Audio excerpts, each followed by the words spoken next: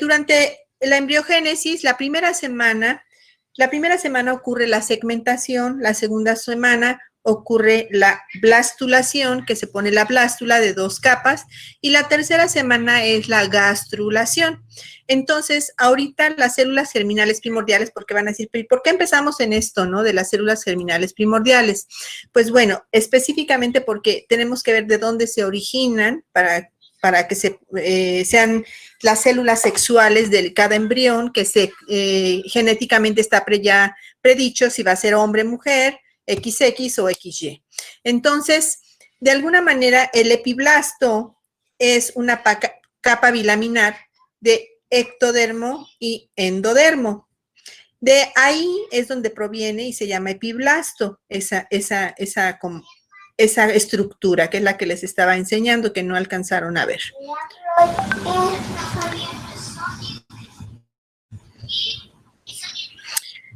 Ya me puso en freeze aquí la presentación, pero bueno. Ajá, entonces de ese epiblasto se van a originar por medios inductores, que son los que les voy a explicar, la formación de células germinales primordiales a partir del endodermo del saco vitelino. Este endodermo del saco vitelino, las células germinales primordiales son las células que se van a originar los espermatozoides y lo que son los ovogonias. Ah, ya. Ok, entonces esta porción que estamos viendo aquí es el epiblasto, lo que les comentaba. Por eso dice que el epiblasto en la segunda semana de fertilización, llamada gastrulación, es cuando va a empezar a originarse esas células. En esta parte se llama epiblasto. Va a originar los gametos masculinos y femeninos, y estas células germinales primordiales, que vamos a poner como siglas CGP, células germinales primordiales, emigran hacia el saco vitelino. Vamos a ver, que está aquí es un corte sagital del embrión, como pueden ver. Esta parte es del amnios, este es el saco vitelino, este es el embrión. Entonces, emigran del saco vitelino, del endodermo, van hacia el alantoides, emigran hacia el intestino posterior, mesenterio dorsal del intestino, este es el intestino posterior, y llegan a las crestas gonadales. Este es el recorrido específicamente. Entonces, se originan en la segunda semana, entre la tercera van al saco vitelino, entre la cuarta al mesenterio dorsal, y la literatura dice en algunas, como Lachman, que llegan entre la quinta semana de gestación. Aquí las estamos viendo, estas células germinales primordiales, ¿las observan? Bien, estas se llaman crestas gonadales. Aquí están. Están orientadas en un corte transversal que estamos viendo aquí a nivel del mesonefros. Esto es el mesonefros. Durante su migración, como bien puse aquí, muchas empiezan en mitosis, como lo había dicho la doctora, empiezan a hacer mitosis exageradas y van llegando en el transcurso de su trayecto a las crestas gonadales en miles de millones, como lo podemos observar aquí. ¿Alguna pregunta de esta diapositiva? Sí, yo tengo una. ¿No? Sí, dígame, doctor. Bueno, en el Lachman dice que migran de lo que es el epiblasto a la línea primitiva en la gastrulación. Sí. Entonces, de ahí, quería saber en dónde se encuentra la línea primitiva. Sí, la línea primitiva es en el epiblasto, no puse esa yo imagen aquí, es una imagen redondeada, como en forma de óvalo, en la cual se forma una línea en medio. Vamos a hacer que esto va aquí en medio. Y es en el epiblasto donde se forma, en la línea primitiva, aquí. No sé si Ajá. ¿Puedo agregar algo? Díganme. Yo había leído Por que supuesto. En el transcurso de la pared del saco vitelino hacia las gónadas, también alrededor de la cuarta semana, muchas de las células se perdían o se desviaban y estas podían provocar teratomas. Sí. Así es. Bueno, esto viene al final. Si quieren, hago la presentación y me van diciendo lo que no quedó claro. ¿Qué les parece? ¿Sí? Bien, entonces la gónada tiene un periodo, aquí vemos otra vez el recorrido, específicamente van por el mesenterio dorsal del intestino, y posterior y suben al mesonefros. El mesonefros es una porción media que va a ser el aparato urinario. Ustedes nada más recuerden el mesonefros. La gónada tiene un periodo indiferente y un periodo de diferenciación. El periodo indiferente nos habla de que aún las gónadas, cuando llegan a células germinales primordiales, cuando llegan a la gónada, no aún son todavía detectables si va a ser morfológicamente un sexo masculino o sexo femenino. Genéticamente está predestinado, por supuesto, pero aún ahí, por eso se llama periodo indiferente, porque morfológicamente no lo podemos determinar. Esto es un relieve, en las células germinales primordiales llegan a un relieve en la porción ventral del mesonefros. Este es el mesonefros. Y en la porción ventral, como pueden ver aquí en rojito, se forma la gónada. Esta es la gónada indiferenciada. Hay un del lado derecho y hay del lado izquierdo. Como les digo, morfológicamente no se puede ver, pero aquí lo estamos observando. Este es el mesenterio dorsal del intestino, por aquí emigraron y llegaron aquí a la cresta gonadal. Bien, vamos a continuar. Ahí vemos otra imagen que me gustó muchísimo, va por el mesenterio dorsal, suben hacia el mesonefros y se forman en la cresta. El celoma embrionario es este espacio, celoma quiere decir espacio, en el cual va a ser el abdomen del producto o el abdomen del bebé. Y este es un corte a nivel del mesonefros. Las células, ¿cómo es que migran? Bueno, las células están estimuladas por células paracrinas vecinas del mesenterio del intestino posterior, mediante FGF4, FGF8, FG, factor de crecimiento de fibroblastos se llama, 4, 8, 17, factor de crecimiento óseo 4 y el 8. Esto estimula para la formación y proliferación en el SF ligando. ¿Qué es un ligando? ¿Alguien quiere decirme qué es un ligando? Es una célula que une a dos o que su objetivo es de mantener juntas a otras dos células. Además de que pueden ser células como, ¿cómo se dice? Cuando atraen a otras. Ajá. De quimiotaxis. Quimiotaxis, perdón. Ah, exacto. Ajá, exacto. Puede ser que a una célula la estimule a llegar a un lugar o que esa célula se pueda transformar para unirse a otra célula, cambiando, vamos a decir, en cierta manera, su estirpe. Eso es. Por eso, cuando estamos, las células, cuando se fertiliza el óvulo, es una célula totipotencial. Entre más diferenciada es una célula, menos potencialidad de diferenciación tiene, porque los genes inductores ya están iniciándoles o diciéndole qué tipo de tejido va a formar. Bien, bueno, entonces todos estos factores de crecimiento hacen un ligando y actúa estimulando a la migración. Es una quimiotaxis, como dijo su compañero. Por eso es que van del saco vitelino, recorren el alantoides, mesenterio dorsal y suben a las crestas gonadales. La colonización, ¿quién no la hace? Bueno, aquí estamos viendo el epitelio celómico. El epitelio celómico es una estructura de endodermo que está recubriendo toda esta porción. ¿Ven el transductor?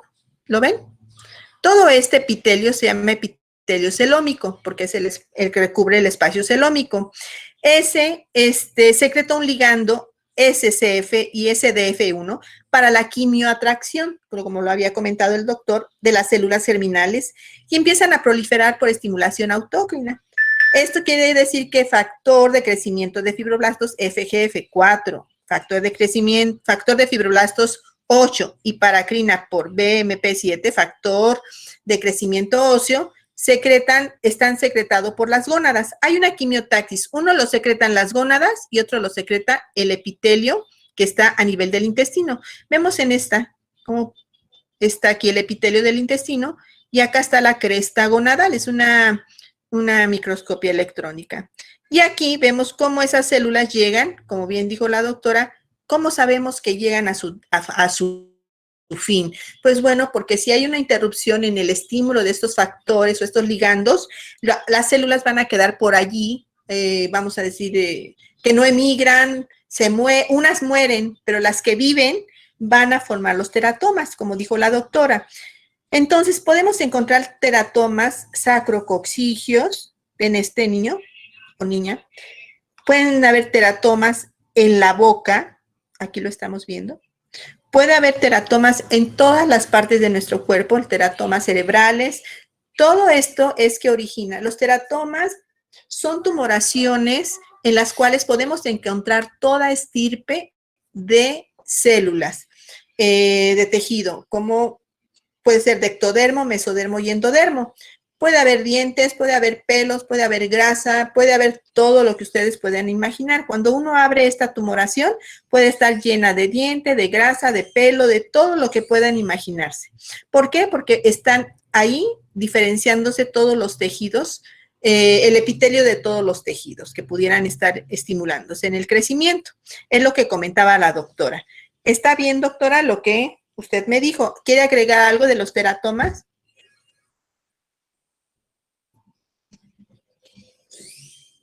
¿Doctora? No, doctora, solo era eso. Ajá, entonces en ese trayecto quedan acumuladas y si no mueren, viven y las que viven, como no están en el lugar adecuado, empiezan a desarrollarse. Entonces son totipotenciales, por eso es que hacen todo tipo de tejido. Bien, vamos a ver esta imagen.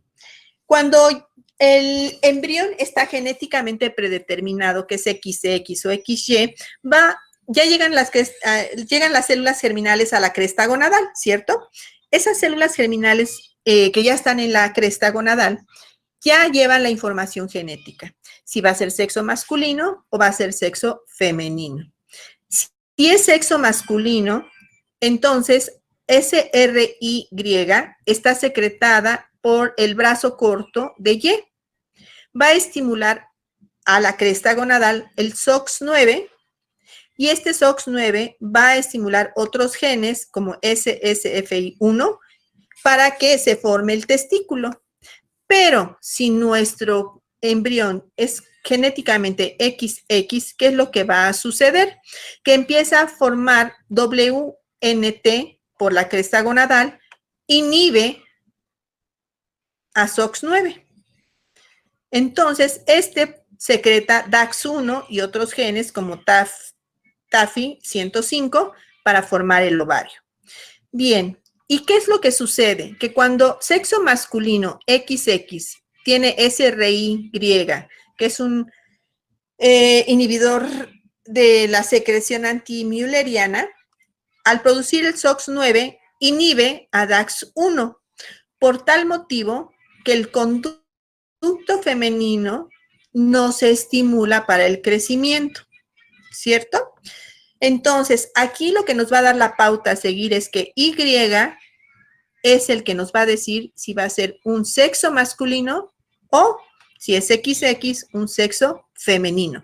Porque SRY va a producir una hormona antimülleriana que va a inhibir al DAX y por lo tanto no se van a formar ovarios. A diferencia de este, que WNT4 únicamente no puede inhibir a SOX9. ¿Por qué? Porque a fin de cuentas el XX va a continuar con su hormona, con el conducto paramesonéfico o mülleriano para que se formen los genitales femeninos. ¿Hasta aquí alguna pregunta o alguien que haya leído otra cosa? Doctora, ¿qué pasaría si, por ejemplo, genéticamente es masculino, XY, pero por alguna razón no se llega a activar el SRY? O sea, puede pasar pero como este gen está en el brazo corto de Y. Si no está Y, entonces sería X0. Sería un Turner. Ok. SRI es el que nos va a dar la pauta a seguir de la antimülleriana y la producción de testosterona. Aquí lo que pudiera ser, o tu pregunta es que probablemente no haya receptores para la testosterona y no se formen los testículos. Ese es otro rollo. Ya después. Así es. Entonces, todos van a... En la cresta gonadal, como pueden ver, Doctora. ahí está WNT, va a estimular a DAX, DAX va a hacer que se formen ovarios en la cresta gonadal. Bien, entonces aquí Doctora. tenemos otra imagen en la cual está 44 más XY, podemos poner, ¿mande? Sí lo oigo. Lo escucho. Exacto, en esa presentación, quería preguntarle si sí entendí bien. El WNT4 es el Sí. que inhibe al SOX9 y este a su vez inhibe al DAX1. No, no, no. WNT4, vamos a decir, cuando es XX, hace una, no es que hace una acción al SOX9 porque no hay Y, simplemente que va a estimular a DAX1 y a otros genes para que se formen ovarios. El que sí la inhibe, doctor, es el SOX9. El SOX9 inhibe a WNT4 para que no se produzca el DAX1. Perfecto, gracias. Así es. O sea, siempre la Y es la que va a dar la pauta a seguir de que se forme un sexo masculino o un sexo femenino. O sea, entonces siempre vamos, bueno, todos tenemos el WNT, solamente que unos están Sí. inhibidos. Ah, ok. No. ¿Las mujeres? No, las mujeres siempre tenemos WNT4 que va a estimular a DAX1 y otros genes para ovarios. Aquí, cuando han oído el síndrome de Klinefelter, que es el XXY. Sí, ¿Lo han doctora. escuchado? Sí. Ok, bueno, es una persona muy grande, robusta, con ginecomastia, con vello tipo ginecoide. Entonces, si ustedes se fijan, el Y pudo haber inhibido a WNT4, pero también desarrolló, ¿qué? Testículos que están en el abdomen. O sea, tiene caracteres sexuales de los dos. Ajá. Bueno, ¿Sí? yo leí que también esto provocaba que los testículos sean pequeños y por ende Así es. el paciente presente esterilidad por azoospermia. Así es, porque al no haber testosterona no se forman adecuadamente los genitales internos y los externos, efectivamente, doctora, así es. Entonces, por eso, SRI, cuando vayamos a ver genitales, va a formar SOX. Este SOX actúa en la cresta gonadal, dando SFI y otros genes para que se forme un testículo. Abuela. ¿Qué, mi amor? Ahorita voy por agua. WNT4, entonces, estimula DAX1, otros genes y da ovarios. Fíjense bien. En la aquí cuando nosotros veamos el cariotipo, es 44 más XY o 46XY, sin el más, 44 más XX. Aquí hay influencia de Y, estamos hablando de la gona indiferenciada. Aquí estamos hablando de la mujer ausencia de Y. ¿Ya lo vieron? Por eso es que les digo que presencia y ausencia. XY nos va a dar un testículo, XX ovario. En el testículo, ¿qué va a pasar? En la cresta gonadal se van a desarrollar una túnica albungínea gruesa. En el ovario, ¿qué va a suceder? Va a haber cordones medulares, a diferencia de los otros. Los cordones corticales se desarrollan, acá los cordones medulares se anulan y no hay túnica albungínea. Es una diferenciación de la gónada. Uno va a ser testículo y otro va a ser ovario. Bien. Vamos a ver aquí, por ejemplo, en testículo, ¿qué sucede? Sustancia inhibidora de Müller, que lo dan las células de Sertoli, las que se están formando en la cresta gonadal.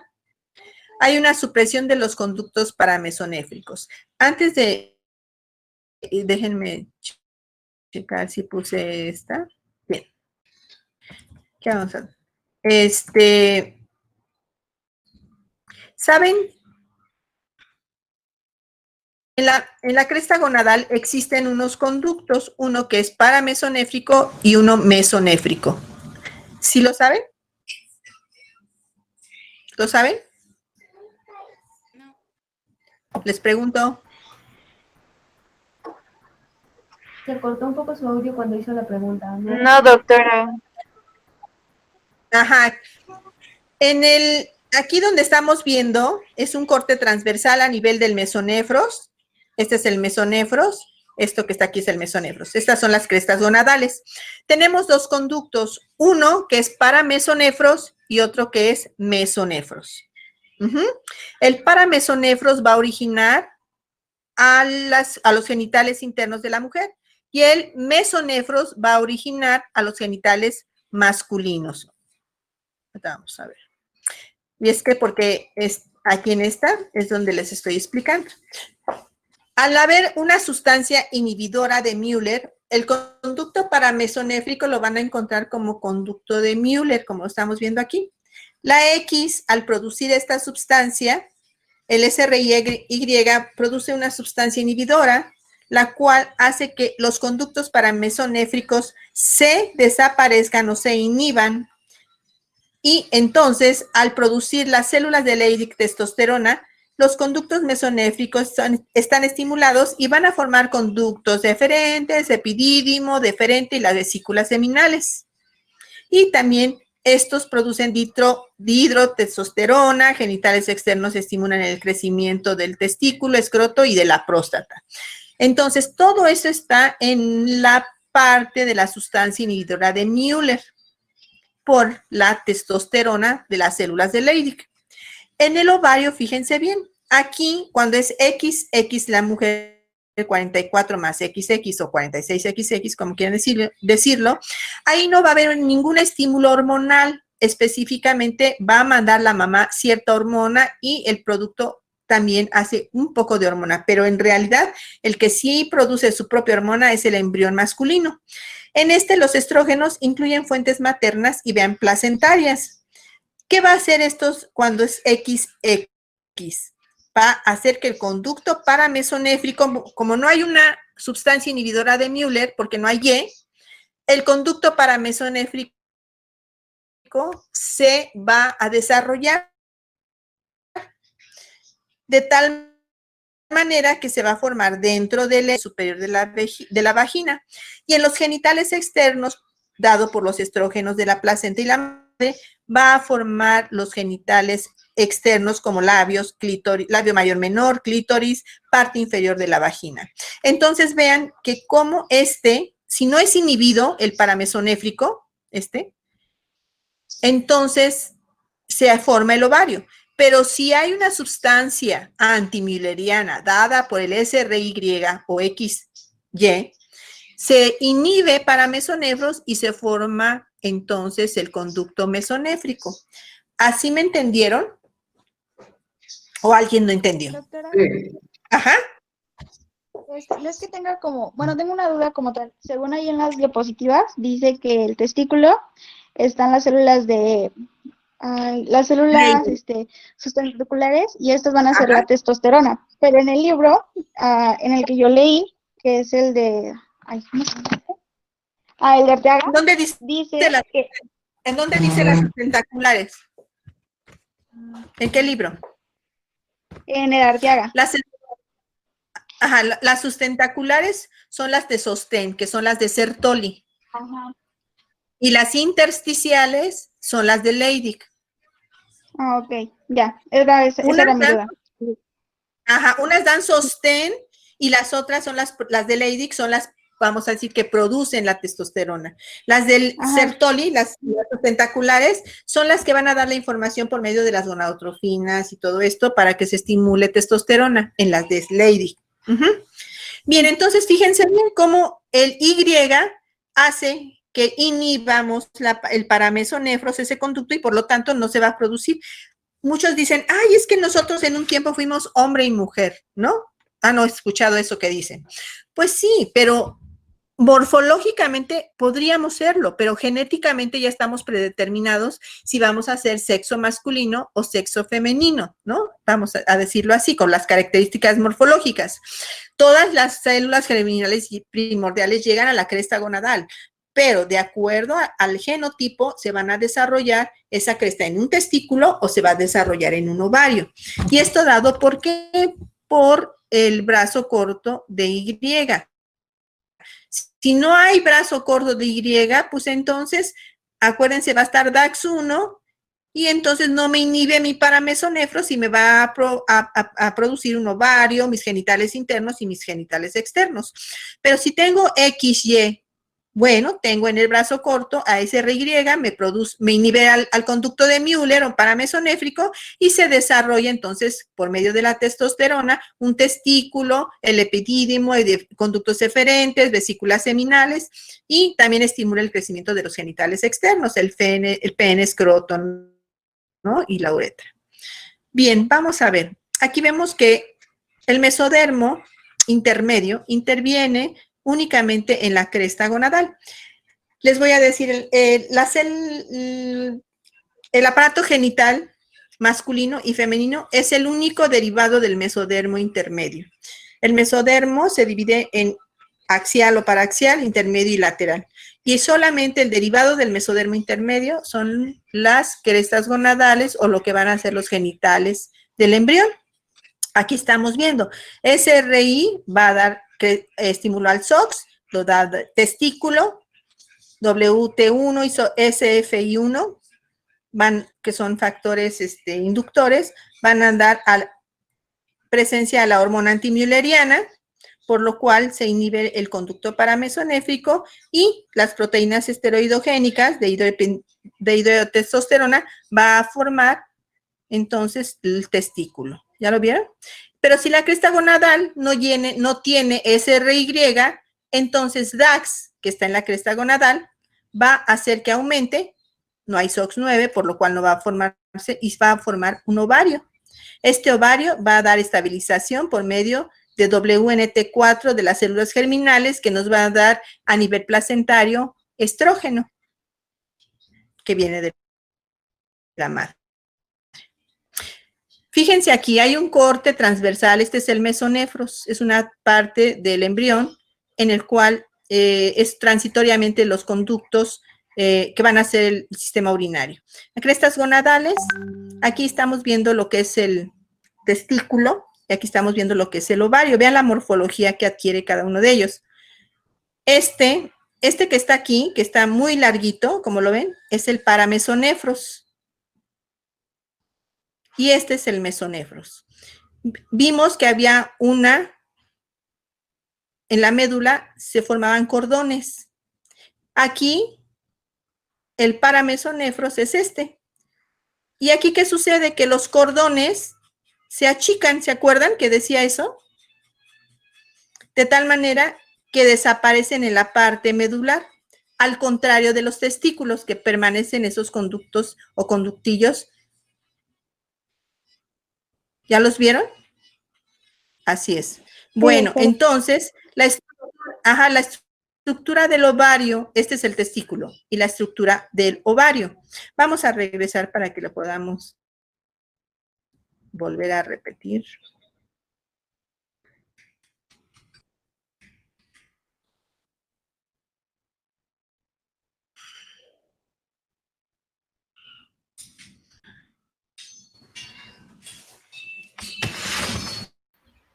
Doctora, disculpe que le interrumpa, pero vamos a tener otra clase a las 4. Ya.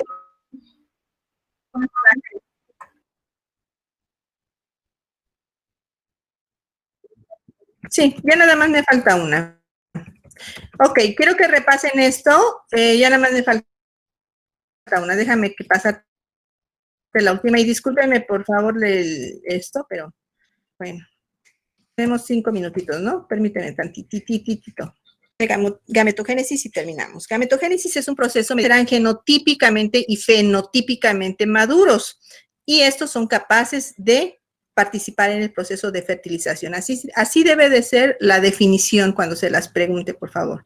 Y esto comienza con la aparición de las células germinales primordiales. Aquí tenemos a un espermatogonia y a una ovogonia, ¿ok?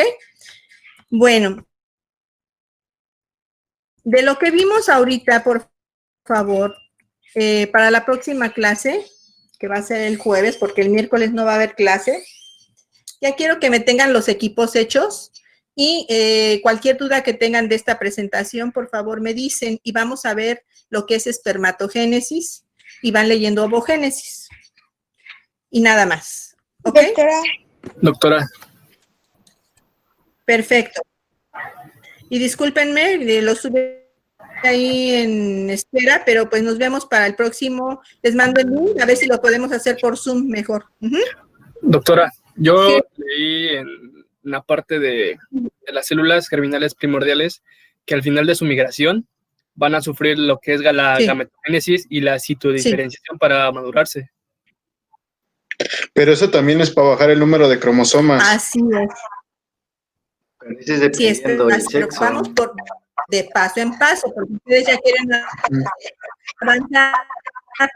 Primero tendremos que decir que es la gametogénesis. La gametogénesis es la multiplicación de todas estas células germinales primordiales para que lleguen a la cresta gonadal. Y de ahí, entonces, vamos a ver lo que gametogénesis es eso. Recuerden que la espermatogénesis y la ovogénesis va a ser una reducción de qué, de las células sexuales nada más. Entonces, de 46 que llevábamos, vamos a obtener 4 de 23 cromosomas, 4 espermatozoides, un ovocito de 23X. Entonces, ¿cómo ocurre esto? Por medio de la mitosis y la meiosis 1 y 2, que eso lo vamos a ver en la espermatogénesis y la ovogénesis. Efectivamente. ¿Entendido, Gracias, doctor? doctora. Sí, doctora.